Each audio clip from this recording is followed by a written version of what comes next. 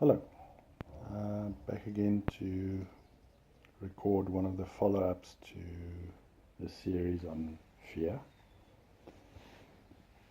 The last video I did, we talked about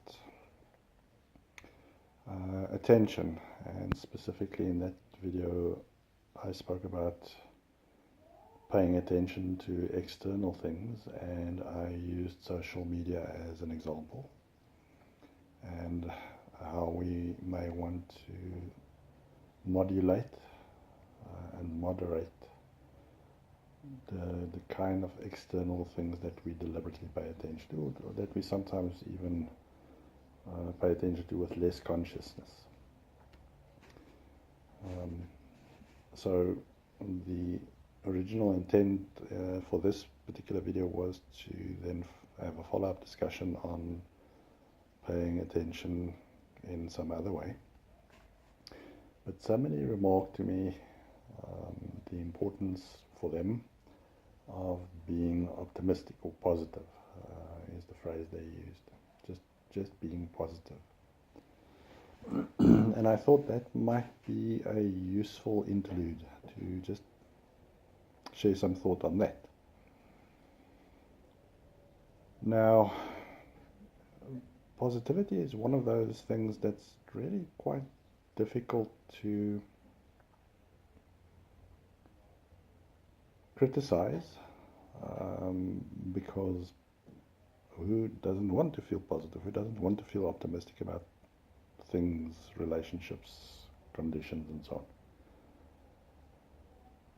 on? And at the same time, one has to understand that almost anything that we deliberately employ, whether it's a behavior or a pattern of thought or belief, or what I would call a qualifier for attention. So, to pay attention to positive things, the qualifier then being the positivity, the attitude of positivity,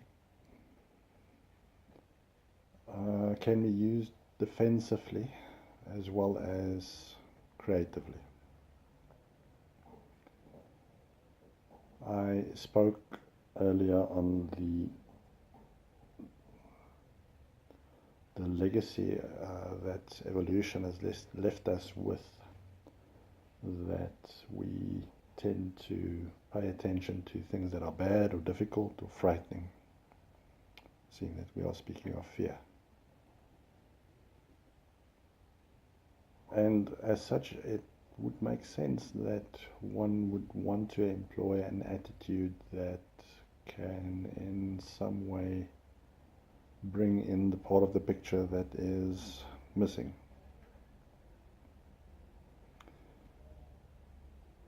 I often tell my patients that I am not fond of the notion of positive thinking because of exactly that defensive quality that emerges when people quite deliberately utilize that. And yet, at the same time, it is so that we are so susceptible to fear. Earlier, when I thought of recording this particular video, I thought of the example of trauma. So when a person goes through a traumatic experience, it has that rare quality that we would wish for elsewhere, but we often seem not to have, and that is that we have one trial learning, that we learn certain kinds of lessons that are unique to the context in which the trauma happened, and we then employ those lessons or those conditions, mental conditions, on situations that are reminiscent of but not exactly the same as the original trauma. So I thought I'd create an example and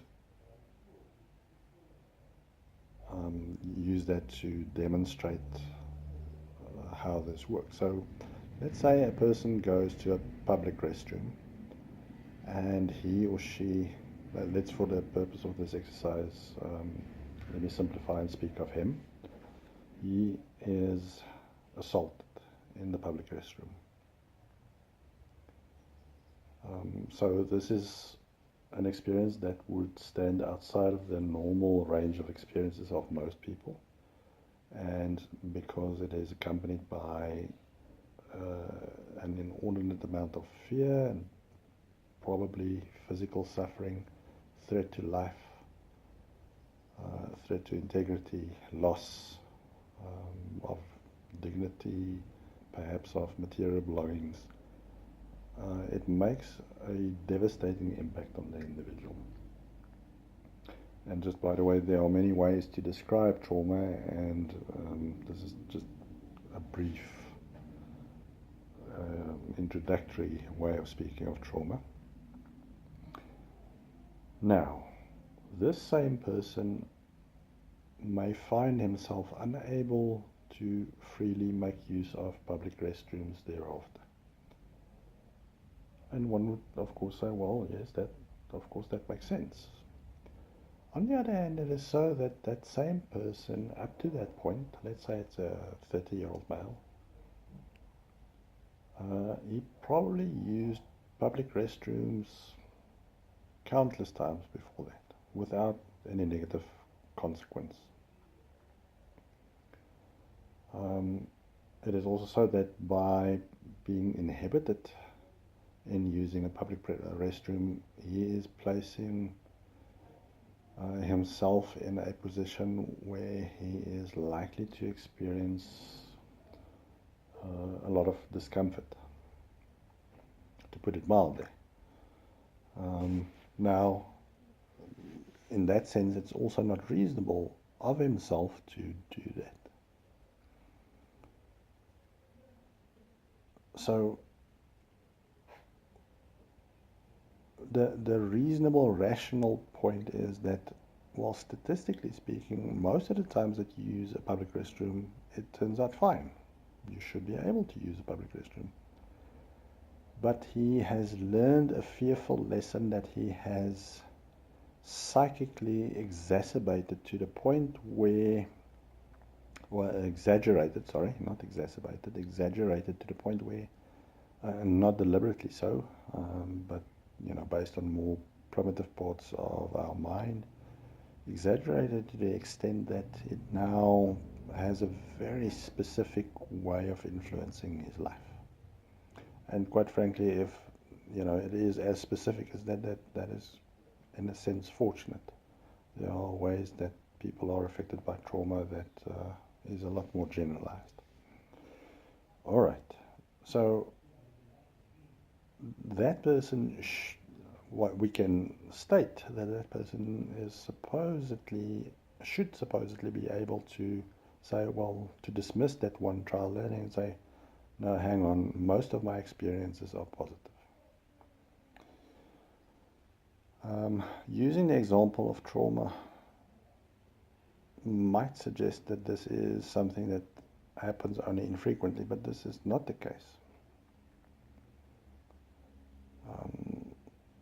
Let's say, again, going back to the example of social media, we are inundated with images of let's say, a terrorist attack.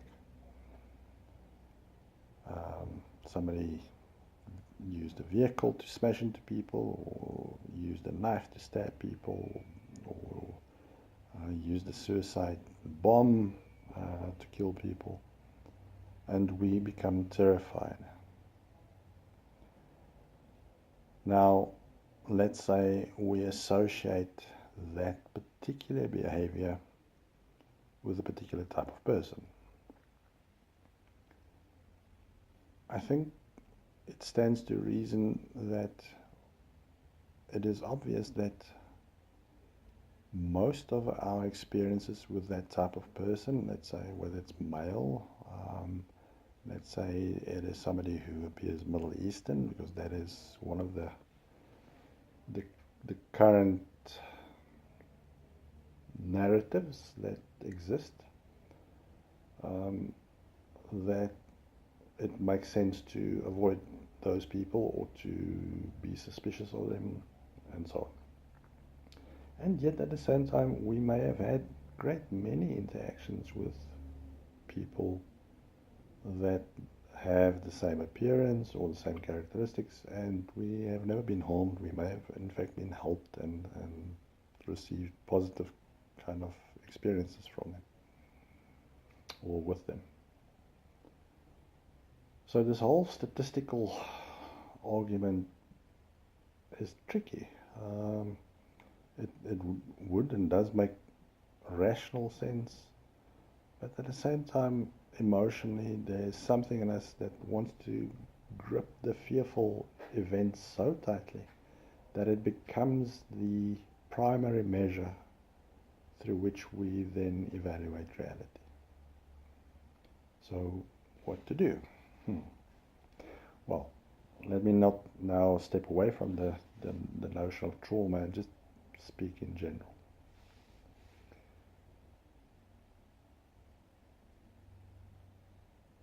I think anyone who has lived life, well, quite frankly, for only a few years, but sometimes if you've lived a few decades, there is little doubt left that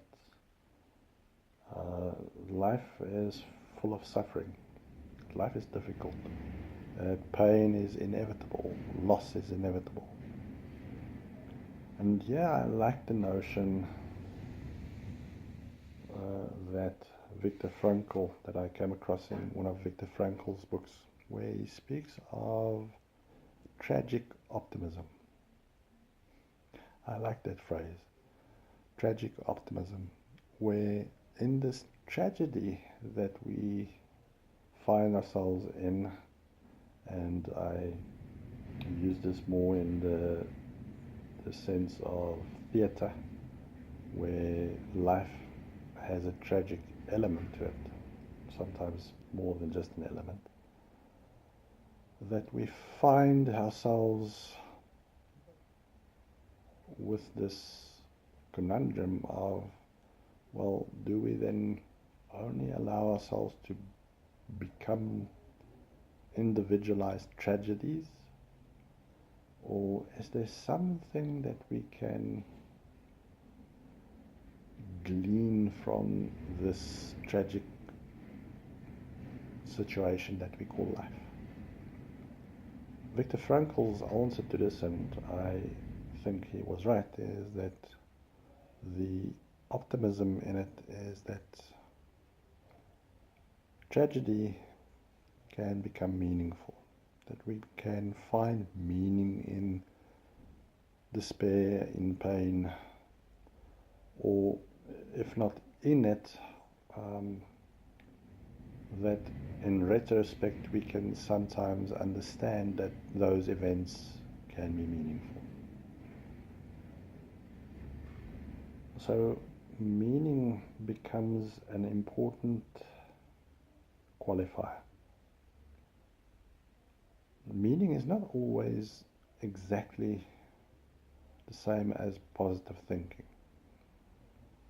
But at the same time, if we adopt an attitude that suggests that all experience that we have might be meaningful, I think it lends itself to a kind of optimism, a kind of positivity. It does require a lot of work, emotional and mental work, to find that meaning. I think one of the criticisms I have of the current age is that people are so quick to just paste a facile kind of positive idea onto tragedy. But the individual's task is to do significantly more work and to through that kind of emotional and mental effort, find something that is individually unique and powerful. All right, so not to dispel the notion of positive thinking, I think there are situations in which it does lend itself to being quite useful. But when it comes to the bigger subjective issues of our lives, and we can argue about what those might be, I think the notion of tragic optimism is maybe more relevant, and to say, sure, let's really try for something meaningful. All right. I've introduced the notion of qualifiers, attitudes, in combination with attention. I am not quite sure at this moment what will be my next video. For now, it seems like it might be something around attention and what we pay attention to.